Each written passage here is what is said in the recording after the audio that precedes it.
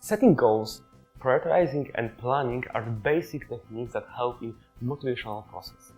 We wanted to present you effective motivational techniques that you can use in the work of a senior carer.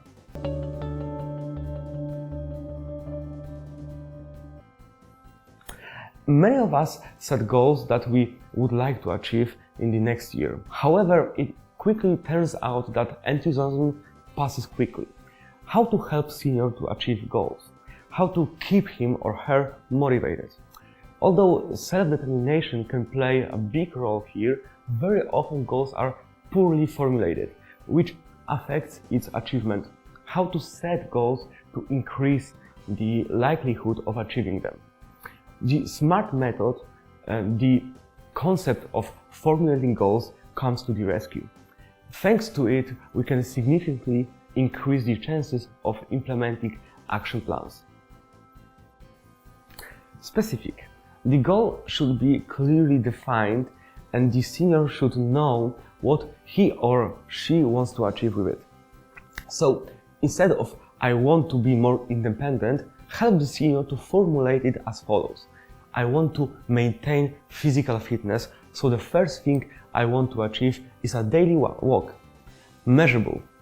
Can be monitored and measured during its implementation. For example, if the senior wants to maintain fitness, I assume that we'll first walk for 20 days every day for half an hour. Then we'll increase the time to 1 hour. Every 10 days I will fill out with the senior an observation card that will help me examine the impact of a daily walks on my senior patient's functioning. Ambitious. Relatively difficult to achieve, but also achievable. Too easy goals mean that we do not make effort. They are unattractive to us because, among other things, they don't build self-esteem. An ambitious goal for a senior may be to maintain good mental fitness, so then he or she try to perform with your support stimulating activities. Try to solve crosswords with him or her, Sudoku, read books with him or her, support his or her interest in the world, do relaxing breathing trainings. All this will support cognitive process and will delay mental aging. Realistic, meaning achievable. Too difficult goals stop us from taking actions towards its implementation. We withdraw from actions for fear of failure. So, for example, if your senior patient is physically inefficient to some extent, even if we all want him or her to regain fitness, we are unable to do it. Such a goal is impossible to achieve. We can only improve the quality of his or her life. When setting goals, we need to focus on what we can realistically achieve and try to make it happen. Timely, meaning clearly defined in time. Achieving the goal within a specific, clearly defined period. Time pressure will increase seniors' mobilization to action and make him or her able to effectively monitor the achievement of its stages. Achieving intermediate goals will also motivate him or her to reach the next stages of the main goal. Instead of saying sooner or later, I will definitely be more independent, choose the tactic of until next month. I will cope well with the use of a mobile phone to be able to contact my loved ones more often. Before you and the senior do anything, think about the benefits this may bring to him or her in the future. Write with the senior on the card all the benefits that may happen to him or her when he or she reaches a given goal. When it's hard, when his or her motivation is weak, pull out this card and remind him or her why is he or she doing it.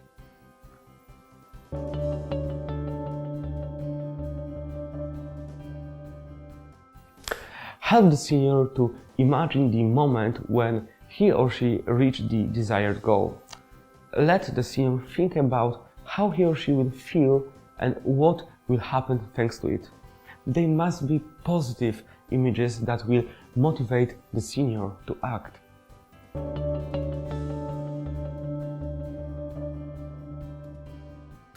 Planning and setting priorities allow us to create a hierarchy of importance of goals.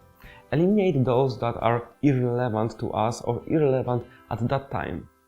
While motivating others, it is also important to remember not to set too difficult tasks at the beginning of the implementation of the assumed goal. In a motivation, the beginning is important. If the degree of difficulty of the task set before us is high immediately, and if we try to implement the first task, we will fail. Most likely the next step will be gone. Nothing motivates like success. Nothing kills our motivation like failure.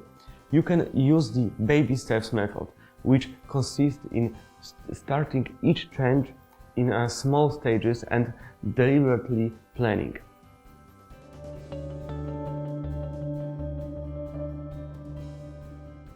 The most effective motivational techniques focus on trying to maintain a positive attitude. That is why humor is also a good way to get motivation. By laughing, we release endorphins, the hormone of happiness. Thanks to it, we can feel relaxed, so that explicitly motivated to act. Plan for the senior a nice reward for completing the task.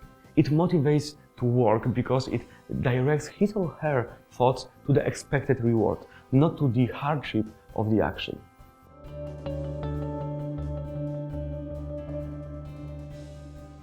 Concentration supports motivational process. Help the senior to focus on what she or he is currently doing. The senior should try not to think about what he or she will have to do later or what he or she has done before. Let him or her take care of what she or he does now. In the motivational processes, the most important factors are arousing energy in a person, meaning senior, direct his or her focus on the goal, and continue until the conditions that started it change. The following techniques come to the rescue. So the first method, 5 minutes warranty. The first step is the hardest. You just have to start. The first 5 minutes are the most important. If the senior starts doing something, it's easier to continue. If he or she continues to postpone the start of the action for another minute, for example, he or she probably will not do it at all. The second step, let the senior declare to others of what he or she is planning to do. In doing so, he or she engages his own or her own self. Not taking action or not completing the declared task may cause him or her dissonance, unpleasant tension resulting from the incompatibility of what he or she announced that he or she would do, meaning act, with what he or she does, meaning no action. Analysis of the negative consequences of not achieving the goal is the third technique. Negative consequences are a kind of loss, and people don't like to lose. The awareness that by not taking a given action, we expose ourselves to a certain loss may encourage us to take this action and avoid this loss. Let's follow to the next video. We will talk about self-realization and self-improvement in the work of a senior carer and how it is important.